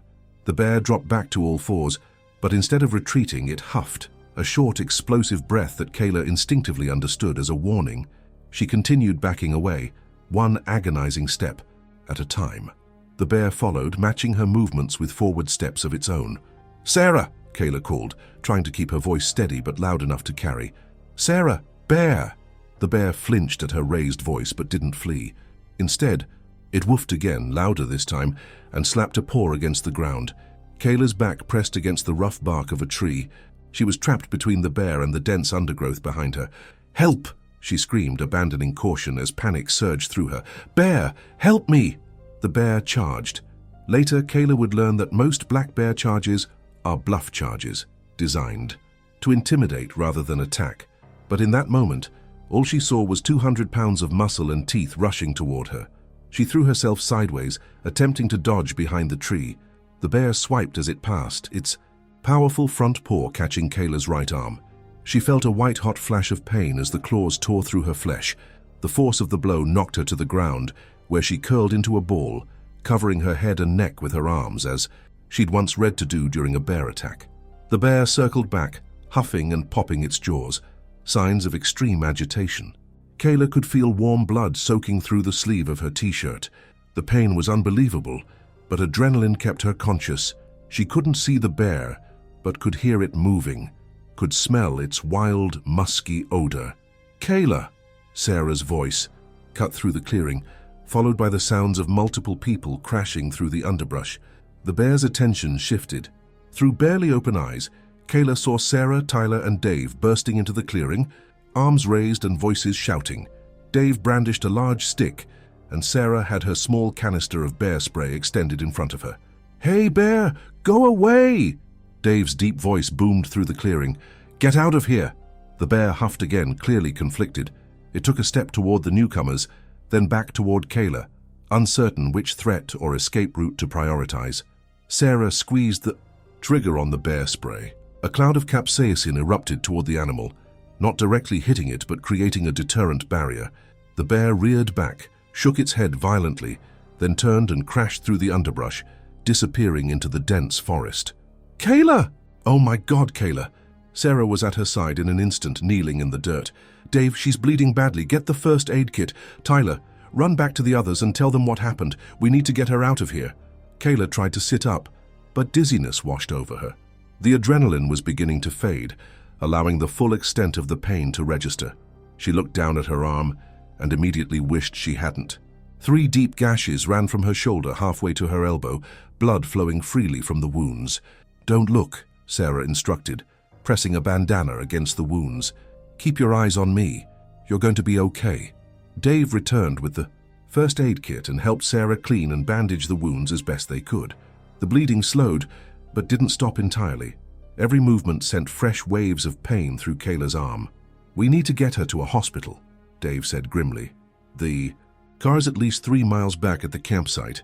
"I'll call for help," Sarah said, pulling out her phone. "No signal, damn it." "The ranger station," Dave decided. "It's only about a mile north of here. They'll have a radio." Together, they helped Kayla to her feet. The world swam around her, and she fought against a wave of nausea. "I'm sorry," she whispered.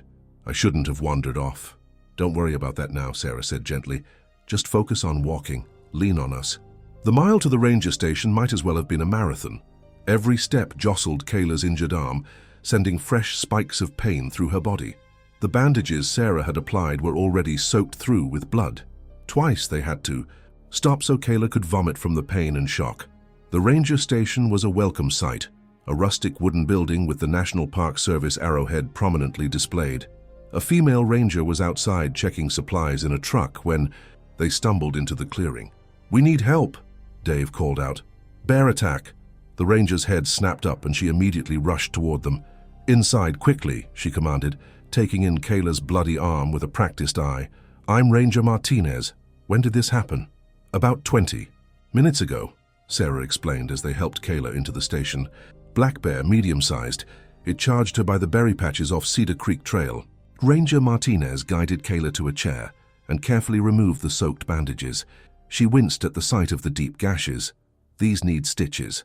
I'm calling for medical evacuation." She grabbed a radio from the wall. "This is Ranger Martinez. At Cedar Creek Station. I have a Code 3 bear attack victim, juvenile female with significant lacerations to right upper arm. Request immediate medical transport to Page Memorial." A crackling voice responded, confirming the request. Ranger Martinez turned back to Kayla, her movements efficient as she cleaned the wounds with antiseptic that stung worse than the initial injury. "What's your name, honey?" "Kayla," she managed through gritted teeth. "Kayla Dunn." "You're doing great, Kayla," the ranger said, applying fresh bandages and pressure to control the bleeding. "Help is on the way. I need to ask you a few questions about the bear. Was it a black bear or a brown bear?" "Black," Kayla whispered. The room was starting to spin again. "It was eating berries. Did it have any cubs with it?" "No, it was alone." "Not fully grown, I think." Ranger Martinez nodded, making notes on a clipboard. "What exactly happened before it charged? Did you have food with you?" Kayla explained about wandering into the berry patch, seeing the bear, and trying to back away. The ranger listened attentively, occasionally asking clarifying questions. Sarah filled in details about their group and how they had heard Kayla's screams. "A helicopter is on the way," Ranger Martinez announced after checking her radio. "It should be here in about 15 minutes. In the meantime, I need to fill out an incident report." Dave provided contact information for Pastor Mike and Kayla's parents, while Sarah called the rest of their group to let them know what had happened and where they were. Kayla tried to focus on the rangers' questions, but shock was setting in. She felt cold despite the warm June day, and her thoughts seemed to move through molasses. "Stay with us, Kayla," Ranger Martinez urged, noticing her fading attention. "Tell me about yourself. Where are you from?" "Richmond," Kayla managed. "We came for a church trip." "That's good. Keep talking. Tell me about school. What grade are you in?" The simple questions helped anchor Kayla until the distinctive thump, thump, thump of helicopter blades announced the arrival of medical help. The next few minutes passed in a blur as 2 paramedics rushed in, checked her vitals and transferred her to a stretcher. "We're taking her to Page Memorial Hospital in Luray," one of the paramedics explained to Sarah and Dave. "It's the closest facility with the necessary trauma capabilities." "I'm coming with her," Sarah insisted. "I'm one of her chaperones." The paramedic nodded. "One person can ride along." As they loaded her into the helicopter, Kayla caught a glimpse of the pristine wilderness stretching out below them. Somewhere, in that vast expanse of green, the bear that had attacked her was continuing its day, perhaps still feasting on berries, unaware of how it had just altered the course of a human life. The helicopter ride lasted only 12 minutes, but to Kayla it felt like hours. The pain in her arm had settled into a persistent throb that intensified with every heartbeat. Sarah held her uninjured hand, speaking reassuring words that Kayla couldn't quite process over the roar of the rotors. Page Memorial Hospital appeared below them, a modern 2-story building nestled at the edge of the small town of Luray. The helicopter touched down on a designated pad, and medical staff rushed out to meet them. Kayla was wheeled directly into the emergency department, bright lights and urgent voices surrounding her.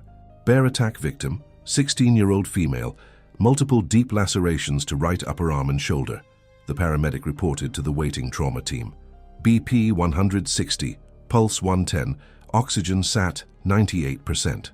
A doctor in light blue scrubs leaned over her.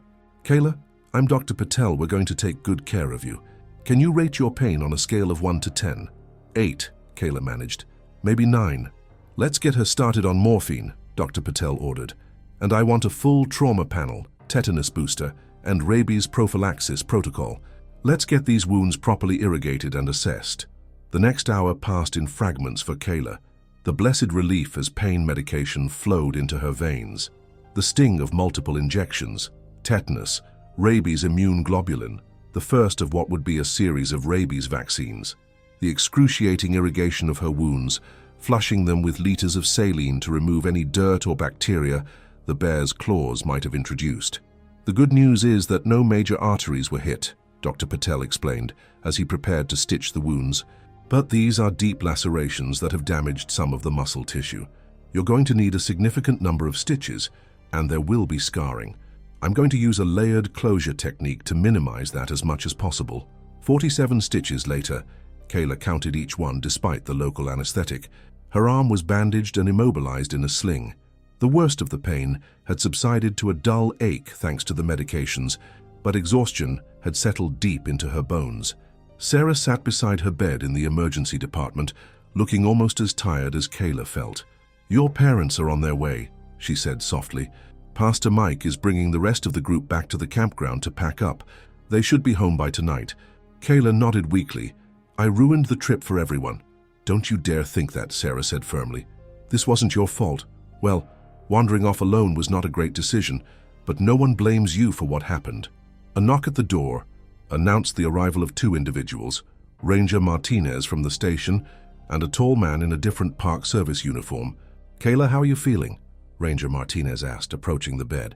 "This is Chief Ranger Blackwell. We need to ask you a few more questions about the incident if you're up to it." Chief Ranger Blackwell pulled up a chair. "First, I want you to know that we've sent rangers to the location where the attack occurred. They'll be monitoring the area and assessing whether this bear poses an ongoing threat to park visitors." "What happens if you find it?" Kayla asked, her voice small. The rangers exchanged a glance. "That depends on the circumstances," Chief Blackwell explained carefully. "If we determine this was a predatory attack rather than a defensive one, or if the bear shows continued aggression, it may need to be removed from the population." Removed from the population. The euphemism wasn't lost on Kayla, but it was just protecting its food, right? The berries? I surprised it. "That's what we're trying to determine," Ranger Martinez said gently. Based on what you've told us, this sounds like a defensive reaction. Black bears rarely attack humans predatorily, but we need to be thorough in our investigation. They asked Kayla to recount the encounter in detail once more. The bear's size, behavior, vocalizations, and exact movements. She did her best, though. The memories were already taking on a dreamlike quality, details blurring at the edges. One last question, Chief Blackwell said, and it might seem strange. Was there anything distinctive about this bear? Any unusual markings or characteristics that would help us identify it specifically? Kayla closed her eyes, trying to picture the animal clearly. I don't think so. It was just a black bear, maybe on the smaller side. Its face was stained purple from the berries. The rangers nodded, making notes. Thank you, Kayla, Ranger Martinez said. This information is very helpful. We've prepared an official incident report that we'll need your signature on once you're feeling better. This helps us track bear encounters throughout the park system. After they left, a nurse came to inform Kayla that she would be admitted overnight for observation. Doctor wants to make sure those wounds don't develop any infection, she explained, while checking Kayla's vitals. Bear claws can introduce all sorts of bacteria. Kayla was transferred to a private room on the second floor. The window overlooked the hospital's small garden, and beyond that, the rolling hills that marked the edge of Shenandoah National Park. She wondered if somewhere in those distant trees, rangers were now tracking the bear that had attacked her. Her parents arrived shortly after she was settled in the room. Her mother burst through the door first, face pale with worry. Kayla! Oh, my baby! She rushed to the bedside, careful not to jostle the injured arm as she embraced her daughter. Her father followed, his normally composed demeanor cracking as he took in Kayla's bandaged arm and IV line. We came as soon as Pastor Mike called. How bad is it? Sarah, who had been dozing in the corner chair, stood up. I'll give you all some privacy, she said, gathering her belongings. Kayla, I'll check on you tomorrow before we head back to Richmond. After Sarah left, Kayla's mother couldn't stop touching her, smoothing her hair and adjusting her blankets. I knew something like this could happen. I just knew it. These wilderness trips are too dangerous. Mom, it's not the trip's fault, Kayla protested weakly. I wandered off alone when I shouldn't have. Her father sat on the edge of the bed, his expression grave. The doctor we spoke to said you were very lucky. If those claws had hit an artery, or if the bear had decided to do more than swipe at you once. He didn't finish the sentence. He didn't need to. Kayla had had the same thoughts, how differently things might have gone if the bear had been more aggressive, or if her friends hadn't arrived when they did. Have you spoken to a lawyer yet? Her mother asked suddenly. A lawyer? Why would I need a lawyer? To sue the Park Service, of course, her mother said, as if it were obvious. They're responsible for visitor safety. They should have warning signs about bears near berry patches or something. Mom? No, Kayla said firmly, surprising herself with her vehemence. The rangers were amazing. They helped save me. And they did have warnings about bears all over the visitor center and campgrounds. I made a mistake. Her father placed a calming hand on her mother's arm. Let's not worry about that right now. The important thing is that Kayla is safe and receiving proper care. They stayed with her until visiting hours ended, her mother fussing over every detail while her father asked more practical questions about her treatment plan and recovery timeline. After they left, reluctantly, and only after extracting a promise from the night nurse to call them if anything changed, Kayla was finally alone with her thoughts. The hospital room was quiet, except for the occasional beep of monitoring equipment and distant voices from the nurse's station. Kayla stared at the ceiling, replaying the attack in her mind, the bear's dark eyes locking onto hers, the huffing sound it made before charging, the impossible speed with which it moved, the searing pain as claws tore through her flesh. She wondered what would happen to the bear. Despite everything, she didn't want it to be removed from the population. It was just being a bear, doing what bears do, protecting its food source from a perceived threat. The thought of it being killed because of their encounter made her stomach twist with guilt. Sleep came fitfully, interrupted by nurses checking her vitals and changing her IV bags, and by nightmares where she was back in that clearing, but this time Sarah and Dave didn't arrive in time. Morning brought a new doctor, a middle-aged woman who introduced herself as Dr. Lewis, and a fresh assessment of her wounds. The lacerations are clean, no signs of infection yet, she noted, carefully examining the stitched gashes, but we'll still want you on a course of prophylactic antibiotics. Bear claws carry a lot of bacteria, and these are deep wounds. When can I go home? Kayla asked. Probably this afternoon if all continues to look good, Dr. Lewis replied. But you'll need to come back in a week to have those stitches checked, and again in about 3 weeks to have them removed. You'll also need to continue the rabies vaccination series, days 3, 7, and 14 after the initial dose. Kayla nodded, trying not to think about more needles. What about my arm? Will I have normal function? Dr. Lewis's expression softened. The lacerations didn't damage any tendons or major nerves, which is very fortunate.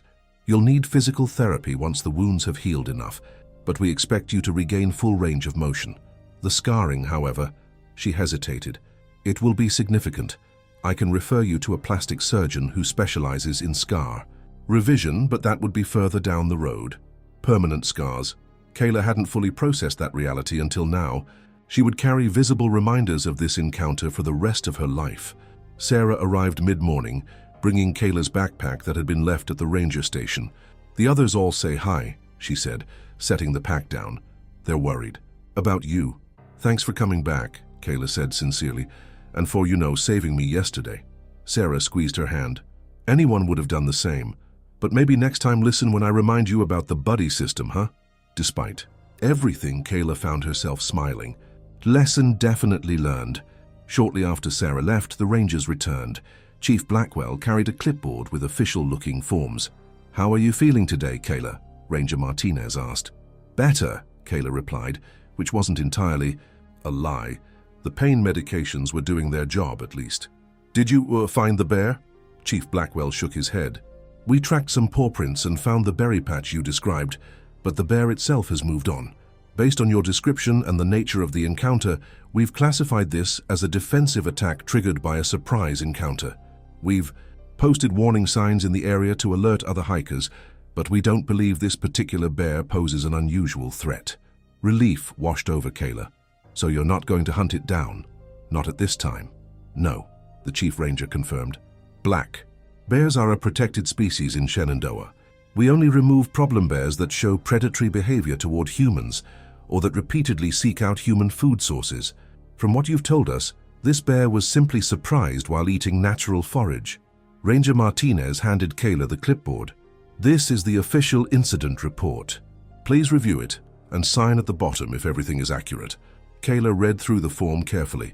It documented the date, time, and location of the attack, along with her description of the bear and the sequence of events. At the bottom was a space for her signature and a disclaimer stating that the information provided was true to the best of her knowledge. As she signed, Chief Blackwell cleared his throat. There's one other matter. A local reporter from the Luray newspaper heard about the incident on the police scanner. They've requested an interview with you for a story about the attack. A newspaper? Kayla's stomach clenched. I don't think I want that. You absolutely don't have to speak with them, Ranger Martinez assured her. We can handle any press inquiries with a standard statement, something like, a juvenile visitor experienced a defensive encounter with a black bear after accidentally surprising it in a berry patch. The visitor sustained non-life-threatening injuries and is expected to make a full recovery. That would be better, Kayla agreed, imagining with horror her face splashed across the local paper. Her classmates back in Richmond would never let her hear the end of it. We'll take care of it, Chief Blackwell promised. But I should warn you that in small communities like Luray, news travels fast. The basic facts of the incident will likely appear in the local paper regardless. After the Rangers left, Kayla's parents returned, bringing her favorite comfort foods from a local diner, a grilled cheese sandwich and chocolate milkshake. Her mother had also packed a small suitcase with clean clothes for Kayla to change into when she was discharged. The doctor says I can go home this afternoon, Kayla told them between careful sips of the milkshake. Her right arm was still immobilized in a sling, making even simple tasks challenging. We've already checked out of the motel, her father said. Your mom packed up your room at home too. Moved your bed downstairs to the guest room so you won't have to manage the stairs while you're healing. Kayla hadn't considered the practical implications of returning home with her injury. How would she shower, get dressed, return to her summer job at the public library?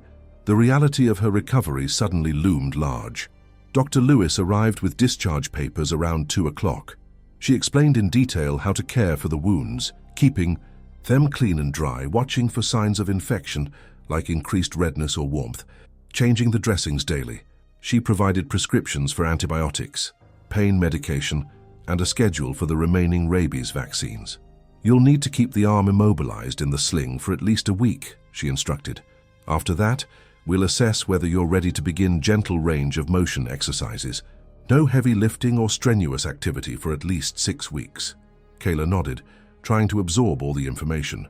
6 weeks would take her almost to the start of the new school year, so much for her plans to hike and kayak with friends during the remaining summer months. As they prepared to leave, a nurse entered with a wheelchair. Hospital policy, she explained when Kayla protested that she could walk. All discharged patients get the royal treatment. In the parking lot, Kayla was surprised to see Pastor Mike waiting beside her parents' car. He rushed forward when he spotted them. "Kayla, thank God you're okay." His relief was palpable. "I've been so worried. The whole congregation has been praying for you." "Thanks, Pastor Mike," Kayla said, somewhat awkwardly. She wasn't sure how to feel about being the subject of church-wide prayers. "I want you to know that the church will cover all your medical expenses," he continued earnestly. "Our insurance policy for youth events is comprehensive, and this is exactly why we have it." Kayla's father shook the pastor's hand. "We appreciate that, Mike. The financial aspect wasn't our primary concern, but it's one less thing to worry about." They loaded Kayla carefully into the back seat of the car, arranging pillows to support her injured arm. As they drove away from the hospital, she caught a final glimpse of the mountains in the distance. They looked peaceful, benign, nothing like the wilderness that had suddenly turned dangerous yesterday. The 3-hour drive back to Richmond was mostly silent. Kayla drifted in and out of sleep, the pain medication making her drowsy. When awake, she watched the landscape gradually transform from the rugged terrain of the Blue Ridge Mountains to the gentler Piedmont region, and finally to the familiar suburban sprawl of Richmond. Their house, a 2-story colonial in a quiet subdivision, had never looked so welcoming. As promised, her parents had converted the first-floor guest room into a temporary bedroom for her, moving down her favorite quilt and photos from her upstairs room. "Do you need anything, sweetheart?" her mother asked after helping her change into comfortable pajamas, a challenging process with one arm immobilized. "Are you hungry? Thirsty?" "Just tired," Kayla admitted. "I think I need to sleep." Her mother nodded, adjusting the pillows around Kayla's injured arm. "Oh, we'll be right down the hall if you need anything. Anything at all." Left alone, Kayla stared at the unfamiliar shadows on the guest room ceiling. Her phone buzzed on the nightstand. A text from Zoe. "OMG, heard what happened. So scary. You okay? Call me when you can." There were similar messages from other friends in the youth group and several classmates. News had traveled fast. Kayla set the phone aside, not ready to relive the experience through text messages and calls. The next few days established a new routine. Mornings began with medication and painful dressing changes, her mother wincing, in sympathy each time the bandages pulled at tender skin. Kayla's father went back to work, but called repeatedly throughout the day to check on her. Friends stopped by with cards and small gifts, chocolates, books, a stuffed bear that Zoe thought was hilarious, but made Kayla's mother purse her lips in disapproval. On the 3rd day after the attack, Kayla had to return to the local hospital for her next rabies vaccine. The injection site from the first dose was still red and itchy, but the doctor assured her this was normal. 4 more to go, he said cheerfully, as if this was something to look forward to. That same afternoon, a package arrived from Shenandoah National Park. Inside was a letter from Chief Ranger Blackwell, expressing again his regrets about the incident and wishing her a speedy recovery. Also enclosed was a Junior Ranger badge, typically given to children who completed educational activities in the park, with a handwritten note, "Honorary Junior Ranger, Bear Encounter Survivor." Kayla smiled despite herself, running her thumb over the embossed metal badge. It was a thoughtful gesture, though she wasn't sure if she'd ever want to return to Shenandoah. Her mother found her sitting on the back porch later that evening, staring into the neatly landscaped yard that bore no resemblance to the wild forest where she'd encountered the bear. "The hospital called," her mother said, sitting beside her. "They've scheduled your follow-up appointment for next Wednesday. We'll need to leave early to make it to Luray by 10. Kayla nodded absently. "Mom, do you think the bear is okay?" Her mother looked startled by the question. "The bear? Kayla, that animal nearly killed you. I don't understand why you're concerned about its welfare." "I know," But Kayla struggled to articulate her feelings. It was just being a bear. You know, doing what bears do. It wasn't trying to hurt me specifically, it probably felt threatened. Her mother was silent for a long moment. You have a compassionate heart, she finally said. That's a good thing, even if I don't entirely understand it in this situation. The weekend brought more visitors. Pastor Mike and his wife bearing a casserole, Sarah checking in with books she thought Kayla might enjoy during her recovery, and several friends from school who had heard about the Bear Girl incident through social media. Is it true you fought off a grizzly with your bare hands? Asked Jason Kim, a boy from her calculus class who had never shown much interest in talking to her before. It was a black bear, not a grizzly, Kayla corrected, and I definitely didn't fight it off. My youth group counselors scared it away with bear spray while I was bleeding on the ground. Oh, Jason looked disappointed by the less dramatic reality. Still pretty hardcore though, can I see the scars? They're still bandaged, Kayla said, partly relieved for the excuse. She wasn't ready to display her wounds like trophies. By Monday, a week after the attack, Kayla was going stir-crazy in the house. Her pain had decreased to a manageable level with just over-the-counter medications, and she convinced her parents to drive her to the local shopping mall, just to be somewhere other than home. In the food court, a woman Kayla didn't recognize approached their table.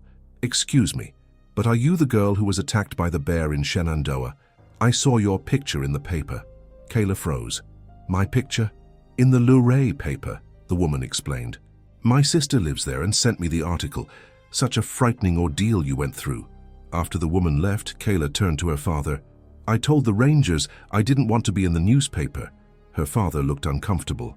It's a small town, honey, and it was a slow news week. The article barely mentioned your name, just that a Richmond teenager was injured in a bear encounter. No one here would connect it to you. But they had, apparently. And by the time Kayla returned to school 3 weeks later, it seemed everyone knew about her encounter. Some, like Jason, treated her with a newfound respect, as if surviving a bear attack had elevated her social status. Others clearly thought she was exaggerating the experience for attention. If it was really that bad, you'd be dead, she overheard one girl telling another in the bathroom. My uncle's a hunter, and he says bears don't just stop with one swipe. Kayla ignored the whispers and stares as best she could. The physical healing was progressing well. The stitches had been removed, revealing 3 jagged pink scars that ran from her shoulder down her upper arm. Physical therapy helped her regain strength and range of motion, though certain movements still caused discomfort. The psychological healing was more complicated. Kayla found herself scanning tree lines whenever she was outdoors, her heart racing. At unexpected rustling sounds, she declined an invitation to go camping with friends over Labor Day weekend, the thought of sleeping in a tent now filling her with dread, and she started having recurring nightmares where she was being chased through endless woods by a creature she could hear but never see. When Kayla mentioned these symptoms during a follow-up appointment, her doctor referred her to a therapist who specialized in trauma. Dr. Matthews, a soft-spoken woman with silver-streaked hair, diagnosed Kayla with mild post-traumatic stress disorder. Your reaction is completely normal given what you experienced, she assured Kayla during their first session. The human brain is wired to remember dangerous encounters vividly so we can avoid similar threats in the future. But sometimes that system goes into overdrive.